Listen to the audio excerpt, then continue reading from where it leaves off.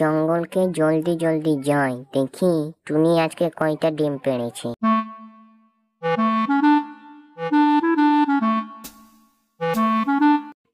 এই বলে শিয়াল টুনির বাসার দিকে হাঁটতে লাগলো টুনির ডিম চুরি করার জন্য।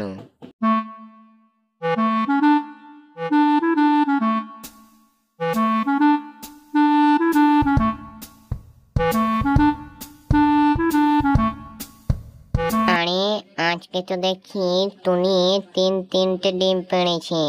যাই জলদি জলদি আমার পলিথিনটায় ডিমগুলোকে ভরে নিয়ে বাড়ি চলে যাই।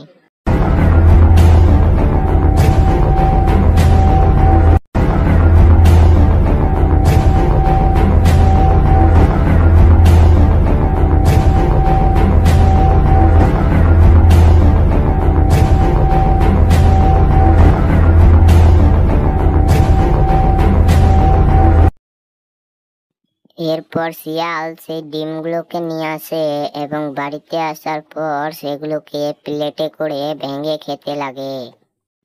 নম নম নম নম নম নম। আরে খুব সুস্বাদু ডিম, জলদি জলদি খাই। নম।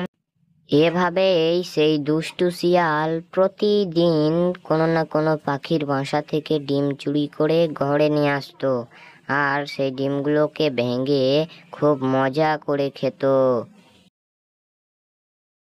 নম নম নম নম। খুব মজা, খুব মজা। আরে এই দুষ্টু শিয়ালকে তো আটকানো মুশকিল হয়ে গেছে। এ তো প্রতিদিন আমার বাসা থেকে ডিম চুরি করে নিয়ে যাচ্ছে। শুধু আমার না, অন্য পাখিদেরও ডিমগুলোকে ওই খাচ্ছে। আমাকে তো কিছু করতেই হবে। হ্যাঁ, আমার মাথায় একটা বুদ্ধি এসেছে। আমি একটা নকল ডিম নিয়ে আসি আর ওতে একটা সাপ ভরে রেখে দেবো। তাহলে যেই খাবে সেই তাকে কামড়ে দেবে।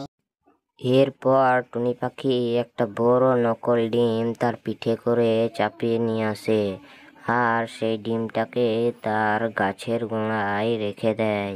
এরপর সে ডিমটিকে ভালোভাবে দেখে আর তার মনে মনে ভাবে, যাক, অর্ধেক কাজ শেষ। এবার সাপ ভাইকে ডেকে এনে এর ভেতরে ঢুকিয়ে দেব, তাহলেই হবে। এই বলে সে উড়তে উড়তে সাপের কাছে যায় আর সাপকে ডেকে তার বাসার দিকে নিয়ে আসে।